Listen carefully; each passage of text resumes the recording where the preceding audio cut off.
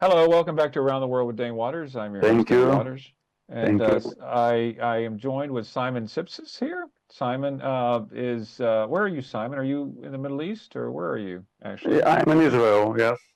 In Israel? Well, it's an amazing country. Welcome.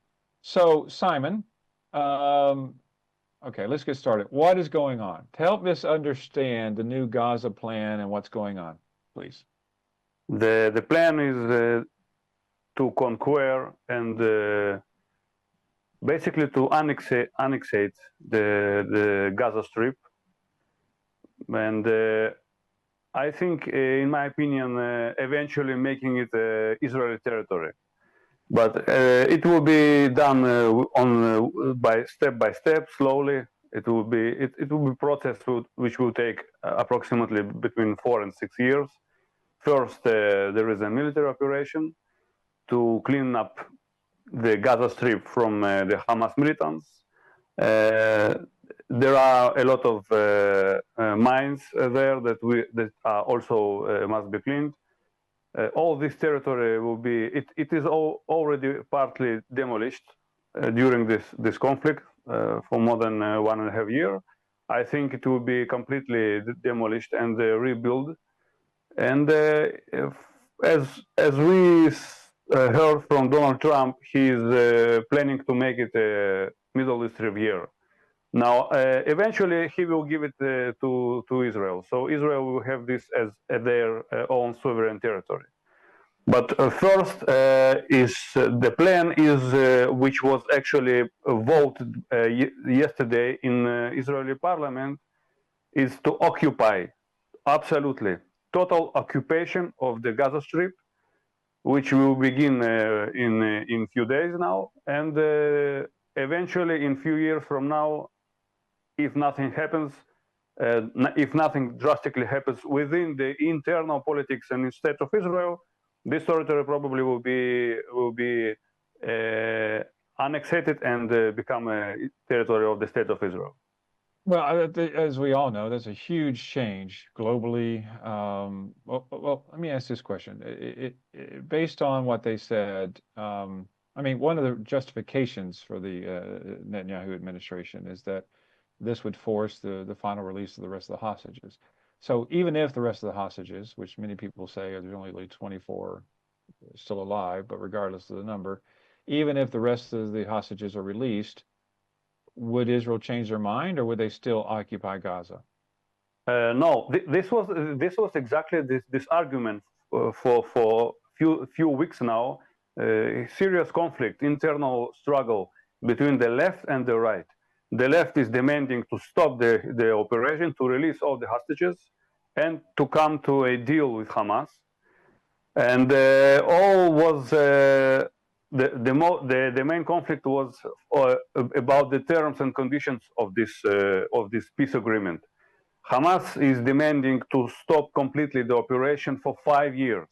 Now, in the chief of staff of Israeli military, they understand that after 5 years, we will have a new Hamas, and we will have once again we will have a probably even worse attack than 7th of October 2023.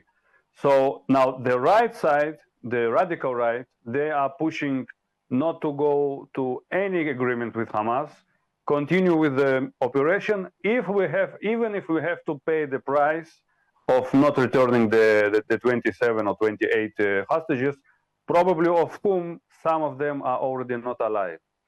Now, let's put it this way. You just began by saying that this decision changing the whole picture. The picture of the whole Middle East, not only the state of Israel, but the whole Middle East, was already changed in the morning of 7th of October 2023. Now, there are two states of Israel now, the Israel before the attack and the Israel after the attack. So there are already two Middle Easts now. There is a Middle East before and Middle East after. Let's analyze for a second what happened since the 7th of October and because of this event. We have the fall of Assad regime in Syria. We have Lebanon, which is at the brink of failing state. We have Yemeni Houthi, which are attacking, and we now have a U.S. military operation against the Houthis. we had two missile strikes, Iranian missile strikes on Israel and two Israeli attacks against Iran. The whole Middle East now is going through a transformation, a huge transformation. And all of this because one single event, 7th of October, the mass atrocities of the Israeli citizens, and this Middle East will never be as we know it. Listen, I agree. October 7th was heinous. I agree. I understand that. It changed the Middle East. I know a lot of people in Lebanon and Syria and Israel. I mean, I've lived in the Middle East, so I fully understand the change and what's happening. And I still think there'll be additional changes in Syria. I think there'll be changes in Iran. I think this is growing. But let's get back to the very specific thing of the Palestinians. Okay, I don't take a position on either side, so just to be very clear about that. But we still have, 1.8 million Palestinians. You're going to occupy the Gaza Strip. You're going to eventually annex it. Just out of curiosity, where are the Palestinians going to go? No country wants them. No one wants to take them. So what's going to happen? You occupy, you annex it. Where do they go? Okay, let's put it in the order. There are two Palestinians. There are two enclaves of Palestinians. Okay, it's not one single. There are West Bank and Gaza. West Bank and Gaza. Okay. Yeah. Now we are speaking only about the Gaza. We are not talking about the bank. By the way, bank in 1994 they actually recognized the state of Israel, and there was the Oslo Accords, which eventually, even when there was the leader of this Palestinian autonomy was Yasser Arafat, they recognized Israel. So we had some kind of a peace agreement between this side of Palestinians. But when Hamas took over the Gaza Strip, now this became the sole and the only problem with the Palestinians. Now, the second thing which must be recognized and it's very important, many people don't even realize it, that the Palestinians in the Gaza Strip, they are hostages of the Hamas. Because Hamas actually took hostage 2.5 million of Palestinians which live in Gaza Strip. They use it as a human shield. They use it against the Israeli military. They actually take men, even sometimes women, from these citizens to include it in their I understand that, Simon. Simon, I get that. I want to know. I understand all the politics of and we can really get into it if you want to, about why is there divided government between Gaza and the West Bank? We can talk about, was that orchestrated? Was it not? There's a whole host of things we can talk about. But I want to deal with the present. You talk about the past and the present. Let's deal with the present. What is going to happen to the Palestinians that are now in Gaza when they occupy it? I mean, that's a big, huge question because they're not allowed to leave. No country wants them. The agreement is to push them to the south. What's going to happen? What is the long-term plan for these Palestinians in the Gaza, not the West Bank, in the Gaza? What's the long-term plan? I understand. There are three main scenarios. One scenario is turn them into refugees, so they will run away. They already almost a third of them already ran away. They are now settled in the Sinai Peninsula on the Egyptian territory. So what is Donald Trump's plan is to negotiate with Jordan, with Egypt, with other Arab and Muslim countries to take some part of these Palestinians. It's not a big amount. Comparing to almost 11 million since the 2011, which left the Middle East, it's not a big amount. So it is a big amount. Simon, it is a big amount. I want to say this. 1.5 million people is a lot of people. And there's a lot of people. And so you just can't just say to Jordan, take them in, because that destabilizes their government. It destabilizes the Egyptian government. It destabilizes other governments. So I understand. So forget the 11 million that have left. I want to deal with the 1.5 million that are there now. Okay, so let's say Donald Trump, which is weird that he's going to negotiate on behalf of Israel, that to get rid of them. But what else happens to them? If the rest of the countries don't take them, where are they going to go? One scenario is to expel them. The second scenario is to keep things as they are. The Hamas will continue to conduct terrorist attacks with Israel against Israel. With Israel does nothing with the Gaza Strip. We take out our military, and the things stay as they are. The third option which is more the left than the right option, is to give these Palestinians, if we take their territory, we give them Israeli citizenship. So they become Israeli citizens. In this case, Israel stops to being a Jewish state. It will be a state for both people, the Palestinians and the Jewish. So this is a radical left agenda, and the radical right agenda is to expel them completely from the Gaza Strip. So where do we find the compromise? Because this has been going on since for too much time. This is one. This is the most important question. This is the question which the Israeli politics are dealing with at this very moment as we speak. Who will win this struggle, the left or the right? Because for the right, if we go with the left agenda, it will be finished. I mean, there will be no more Israel. The Israel will not be a Jewish state no more. So, but the left agenda is that if we go the left agenda, we take the left agenda, there the Israeli-Palestinian conflict will end. Eventually, will end forever.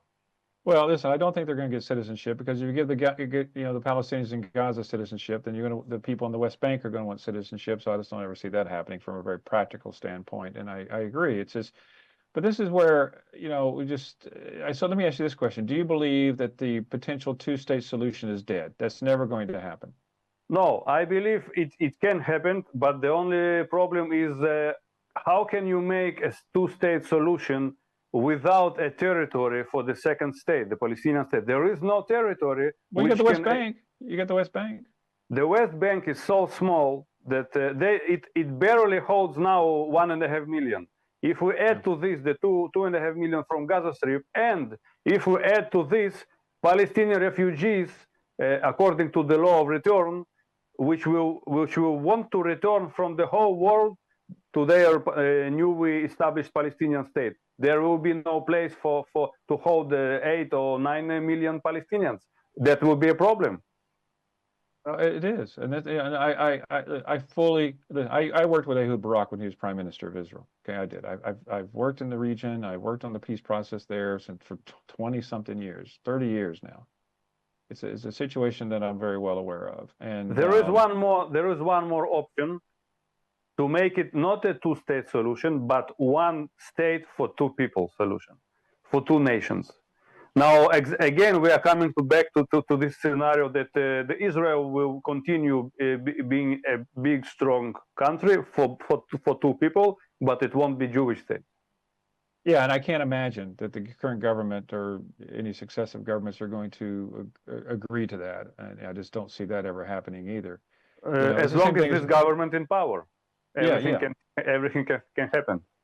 No, I know, and it's once again, ever since the creation of the Jewish state, this has been an ongoing issue.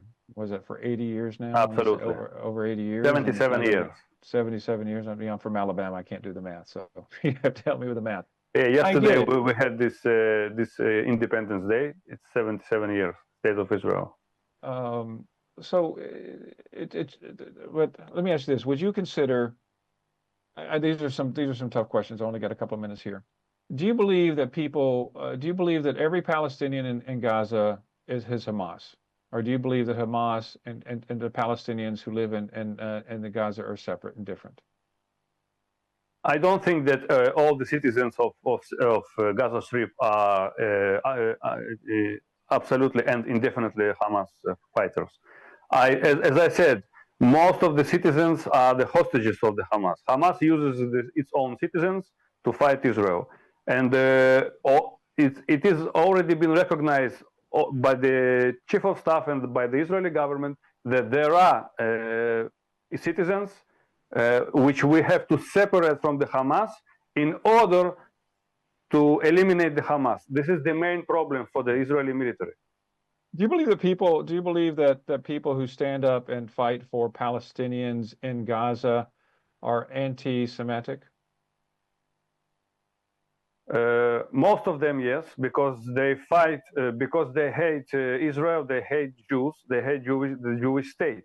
But the other part of them, they don't care about Jews, they don't care about Israel. We have the bank, which has recognized Israel as a Jewish state. So apparently we have Palestinians, a huge amount of Palestinians which live in the West Bank, which have no problem with Jews. They just want to have their own state. But in the Gaza Strip, the indoctrination with violence from the Hamas is so strong that they actually compel the citizens to hate Israel and to hate Jews. So the hatred for Jews goes first, and independence goes second. Well, but once again, I've got a lot of Jewish friends. I got Palestinian friends. I got friends all over the world, and actually some people I know here in London. You know, as you know, there's been a lot of protests or in support of the Palestinians in London. And my friends, they're very strong Israel, but they also are not happy with what's happening in Gaza. That doesn't make them anti-Semitic. So I just want to personally make that very clear, that just because you support Palestinians does not mean that you're anti-Semitic, number one. But number two, what do you think? I mean, I don't know. What do you think is the law? Let me ask you this about Bibi. Well, no, let me ask you this other question. I'm sorry, running out of time here. How do you feel about the number of casualties of women and children in Gaza? Do you think that it's justifiable? I don't know, what's the number, 60,000, 50,000? I don't know what the number is anymore. It's in the tens of thousands. Do you think that number is justified based upon what's happened? I don't think it's justified, but I also know that the Israeli IDF has a huge problem by eliminating the Hamas fighters, because they use their own people as a human shield. So this makes this operation very, very complicated. This is one of the reasons why almost for 2 years now, since the terrorist attack of 7th of October, we are not capable of eliminating all the Hamas fighters, because they are inside a very densely populated territory, and they use their own citizens, including women and including children. They use their schools, they use their hospitals, kindergarten, to fight Israel, to put their weapons, to put their rockets on these basements. So this is a huge problem. Every time you have a civil war, you have a problem with the citizens' casualties. Well, I know that. I mean, once again, I've been in war zones all over the world. I mean, I've worked in war zones all over the world, and war is heinous. There's no doubt about it. There are no winners in war. We can get down to it. But when women and children are dying, it's a very sad scenario. Absolutely. No matter what. And it's very heinous for any military to use women and children as human shields. But what I can say, that IDF does not kill the citizens in purpose. This all of this, if we can say it, it's a casualties, but which caused mistakenly by both sides, which are actually doing this military operation in a very densely populated territory. This is, by the way, the Gaza Strip is one of the most densely populated territories in the world now. You cannot surgically make any operations. This is why the Israeli government actually calls for the citizens to leave Gaza, to give time for IDF to make their job and then come back. I think that there are mistakes on both sides. I'm just going to say that, okay? So war is hell. There's no doubt about it. People are going to die. Absolutely. But I think mistakes have happened on both sides. But let me ask this one last question before we go. A lot of people argue that we ended up with October 7th because of the Israeli government's clear intention to divide the governments between the West Bank and Gaza, to keep them separated. That if they were unified, it would be a greater chance of a two-state solution. How would you respond to that? Well, we have to turn into some history, because the West Bank and Gaza Strip, they were supposed to be one territory for one nation. We got 30 seconds, sadly, Simon. I asked you a long question. If it was not for Hamas taking over Gaza Strip, we would probably already have a Palestinian state. Yeah, well, that's what I agree to. I agree with that as well. Listen, Simon, I really enjoyed this conversation. I'm sorry I had to be so fast-paced. My pleasure. But I appreciate it, and I hope to have you on the show again in the future. Anyway, thanks for joining Dane Waters with Around the World with Dane Waters, and we will see you next week. Thank you very much. See you. Thank you.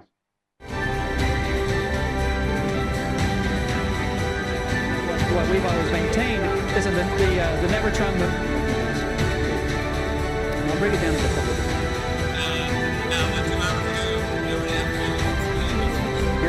Lagos has become one of the largest exporters of illegal ivory in the world. Live in a third world nation where your votes will get stolen if you